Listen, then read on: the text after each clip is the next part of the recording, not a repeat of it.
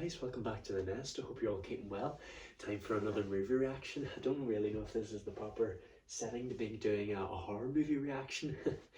But anyway, I guess we're just going to get on ahead with it anyway. Today's reaction is the Amityville Horror. Now, I didn't really know what to expect from this movie. Like, I was expecting it to be a lot more horrific, especially at the end. I was really happy to see the talented cast. You know, we've got James Brolin, Lois Lane from Superman, and we've got Margot Kidder.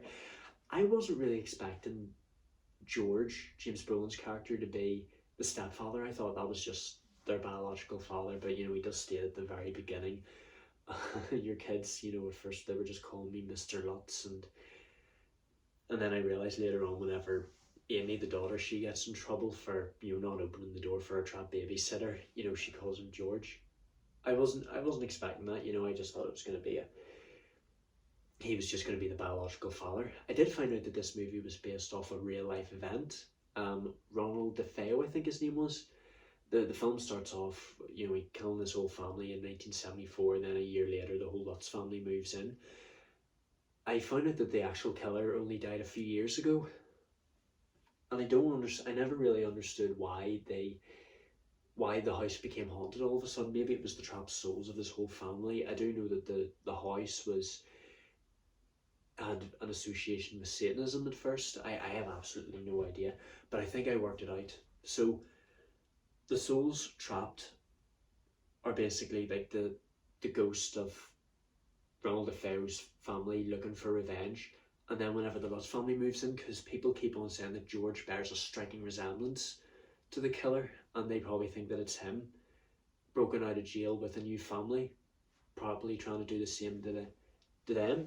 You know, he woke up at 3:15 in the morning. That's why George keeps on waking up at that specific time. Maybe it's the spirits telling him, if you're gonna do it, do it.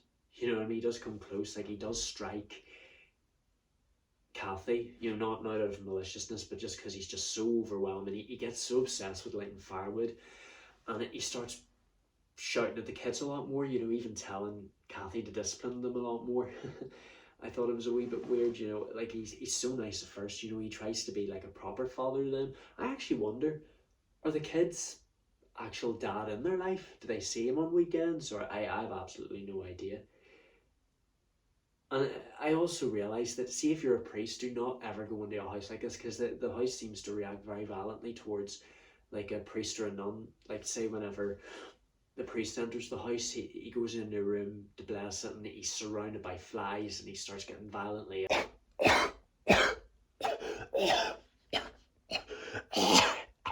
and then a nun, that Kathy knows very well, she can't even get back in her car properly because she just feels very sick. She actually vomits all over the place. I mean, this is some crazy shit that's going on. And then the toilet starts building up of like this black shit or whatever it is. I'm sure it is shit. I assume it's not blood, because it's so black. It's actually black. Like, it probably reeks so bad. I'm so glad that it's actually in the screen. Do you not feel like when something like that is in the screen, you can smell it because it's so disgusting? At least there were only 2 jump scares throughout this movie. First of all, there was the black cat whenever George decided to get up for the first time and have a smoke. And then there was the evil eyes that are peeking through Amy's window. Now, those eyes were obviously Jody, the imaginary friend of Amy. Now, I was wondering, you know, is she the evil spirit? Was Jody one of the killer's like younger siblings or something? Was she the mother? I have absolutely no idea, because towards the end of the movie you see what Jody actually looks like. A ghostly pig with red demon eyes. I could kind of tell that was Jody, and you know, Amy even admits, Jody doesn't like George. And even influences Amy. The thing I want to know is it always the daughter out of the whole family that the evil spirit is going to be associated with? Like, try and get into close contact with? Because in The Exorcist, you know, Regan, God help her, she used the Ouija board and that got Pazuzu inside her. I don't know. Can someone please tell me? And I don't understand how whenever Matt or Greg, the window slams down onto his hands, there's not a single broken bone in his hand. I don't know, maybe the spirits just decided to come doctors for the hour and fix them up really, really quickly. Probably explain why he was in so much pain at first. And thing I want to know is, why weren't there any like physical spirits apart from Jodie? You know, that's the only time you actually see her is whenever towards the very end on the final night. Kathy did so much research at the library. You know, she's actually wondering, why is everyone hating on my husband right now ever since we've moved in. The house in itself as a character, it even steals money off the wedding caterer. You know, I don't understand why the house is so obsessed with money. I mean, what's it going to spend it on? A beach house to call its wife? That would actually be very cool. What do you want from me? Get out of my house! I think the house reminds Kathy and George, you know, that this was a scene of a crime. You know, this is where a family was murdered. You know, that's why Kathy wakes up in the middle of the night screaming her lungs out. Then towards the end, I do think, you know, George realised he was way too hard on his family. The house was obviously having a large effect on him. Amy was obviously in the same trance, because as soon as they get everyone out of the house, you know, he drives away. And Amy, you know, she's like, I want Harry. And I thought they were just going to drive away and leave Harry behind when the house collapsed on himself. But then I realised, oh, George has run back. He's away to get the dog.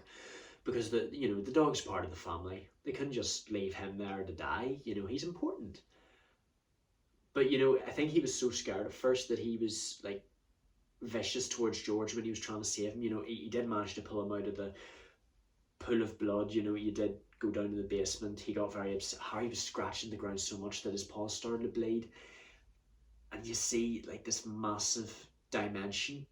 Well, it's not really a dimension. It's just like a big red brick wall room that's obviously associated with Satanism. You know, that, like, it's red, it's blood, sign of death. But I'm glad that everyone, including Harry, managed to make it out alive. And yeah, I was glad to hear that, you know, they just left the possessions behind. Well, I don't think you get the possessions anyway, because the house just managed to collapse on itself. I don't know why it took that long. Do tell me why the house took very long to just collapse on itself and, you know, take action towards George and his family. Could the killer be related to George in some way? Because he's got the same hair and the same beard. Could he be like a long lost cousin or brother? Do let me know in the comments, guys. This is just a theory I've got. So yeah, they just left their possessions behind and they just live in another state. I'm glad to hear that, you know, they managed to make it out alive and no one really got killed. You just got a lot of sick priests. I think there was one death at some point. You know, like the priest managed to get blisters on his hand and I don't know, but I was expecting it to be a lot more horrific. The scariest part was just when you see Jodie just peering out of the house. Big demon pig. Just imagine to see that. But anyway, yeah, this movie was great fun. You know, I did expect a lot more horror. You know, I am enjoying 1979 so far. But anyway, I'm going to leave it there, guys. Don't forget to leave a like, comment you'd like to see next, subscribe, turn on notifications, tell your friends and family, and I shall see you guys in the next video. Remember, moral of the story is, if you see a house for sale and you look up on its history that there was a family murdered there, don't buy it. I'm going to leave it there, guys. Love you all to death.